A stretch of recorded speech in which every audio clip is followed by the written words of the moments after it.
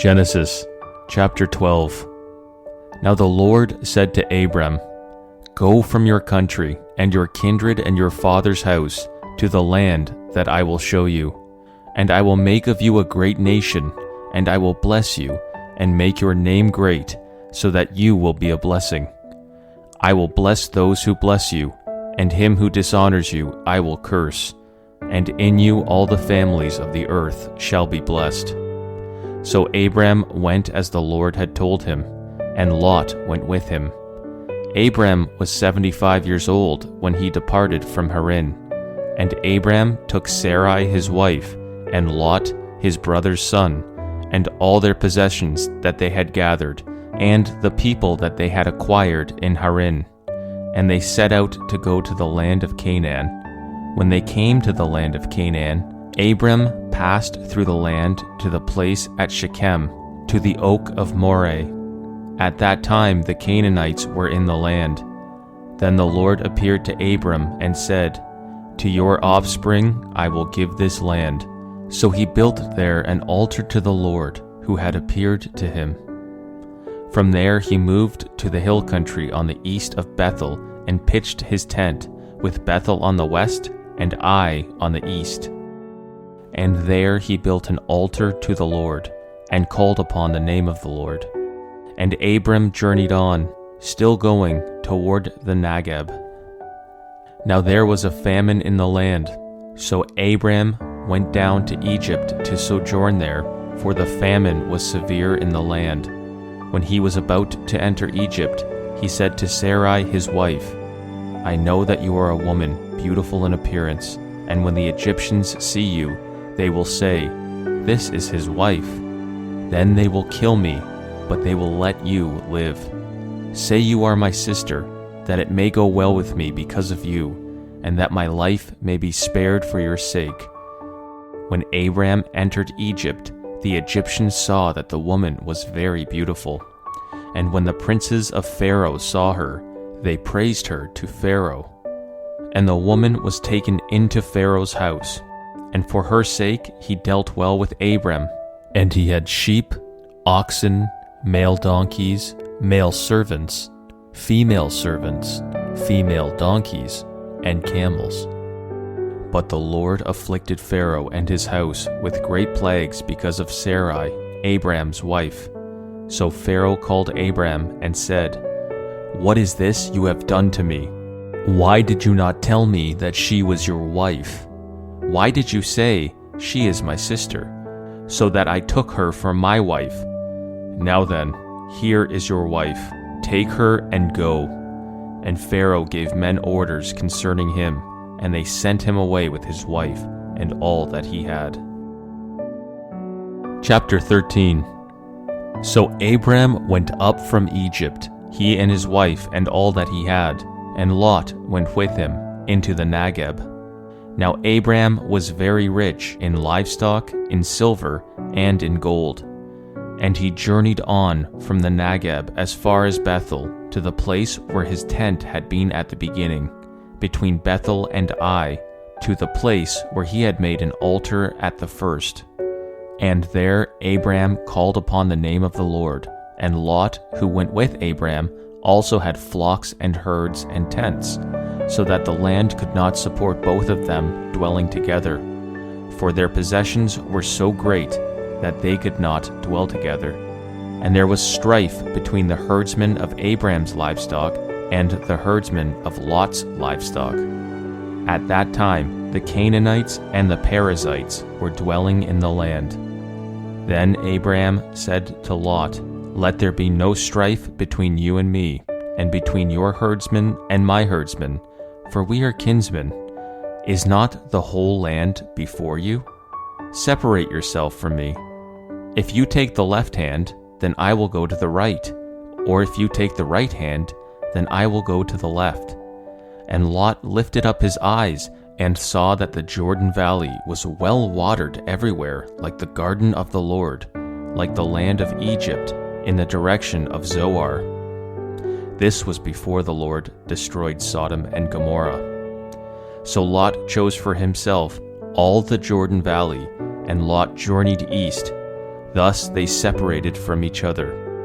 Abram settled in the land of Canaan, while Lot settled among the cities of the valley and moved his tent as far as Sodom. Now the men of Sodom were wicked, great sinners against the Lord.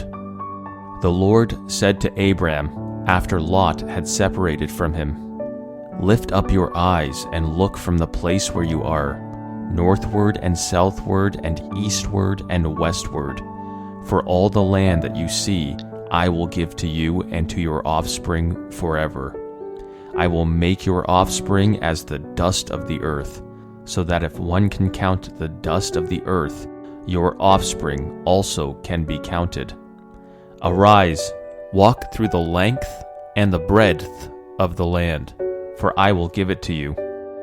So Abram moved his tent and came and settled by the oaks of Mamre, which are at Hebron, and there he built an altar to the Lord. Chapter 14. In the days of Amraphel, king of Shinar, Arioch, king of Elasar, Chedorlaomer, king of Elam, and Tidal, king of Goyim. These kings made war with Bera, king of Sodom, Bersha, king of Gomorrah, Shinab, king of Admah, Shemeber, king of Zeboim, and the king of Bela, that is, Zoar. And all these joined forces in the valley of Siddim, that is, the Salt Sea. 12 years they had served Chedorlaomer, but in the 13th year they rebelled. In the 14th year, Chedorlaomer and the kings who were with him came and defeated the Rephaim in Ashtaroth Karnaim, the Zuzim in Ham, the Amim in Shaveh Kiriataim, and the Horites in their hill country of Seir as far as El Paran on the border of the wilderness. Then they turned back and came to En-Mishpat, that is, Kadesh, and defeated all the country of the Amalekites, and also the Amorites who were dwelling in Hazazon Tamar.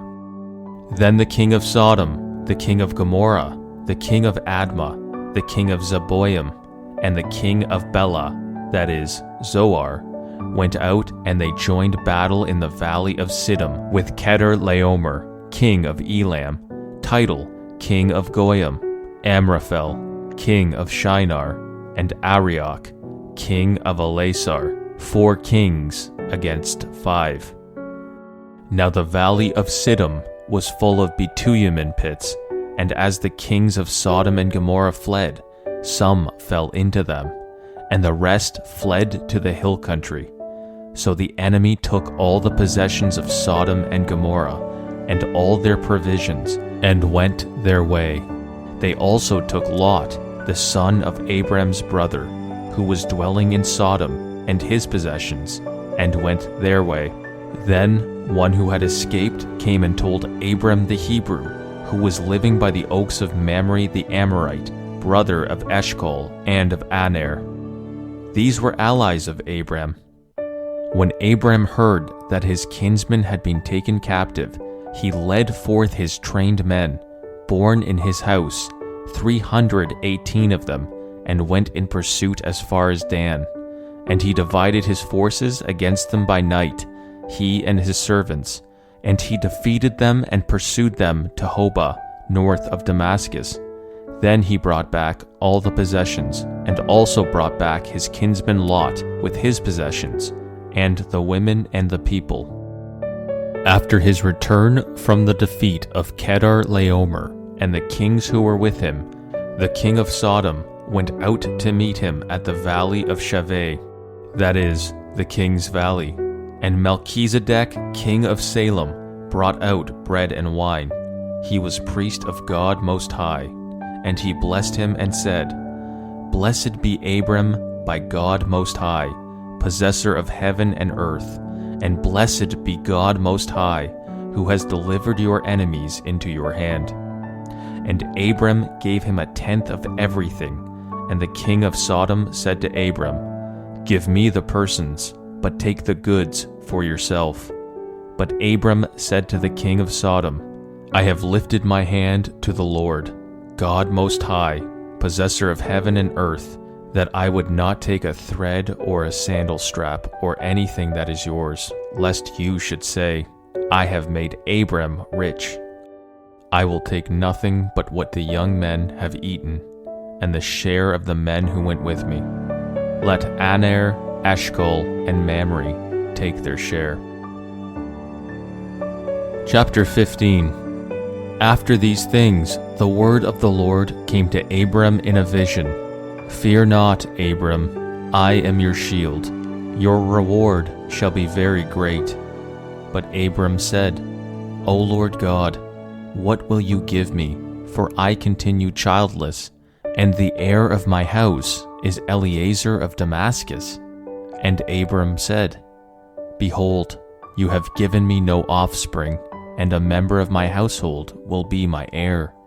And, behold, the word of the Lord came to him, This man shall not be your heir, your very own son shall be your heir. And he brought him outside and said, Look toward heaven, and number the stars, if you are able to number them. Then he said to him, So shall your offspring be. And he believed the Lord, and he counted it to him as righteousness. And he said to him, I am the Lord who brought you out of Ur of the Chaldeans to give you this land to possess. But he said, O Lord God, how am I to know that I shall possess it? He said to him, Bring me a heifer 3 years old, a female goat 3 years old, a ram 3 years old, a turtle dove, and a young pigeon. And he brought him all these, cut them in half, and laid each half over against the other. But he did not cut the birds in half, and when the birds of prey came down on the carcasses, Abram drove them away. As the sun was going down, a deep sleep fell on Abram, and behold, dreadful and great darkness fell upon him.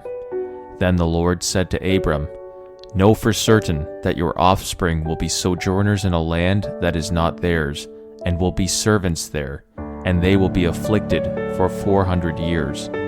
But I will bring judgment on the nation that they serve, and afterward they shall come out with great possessions.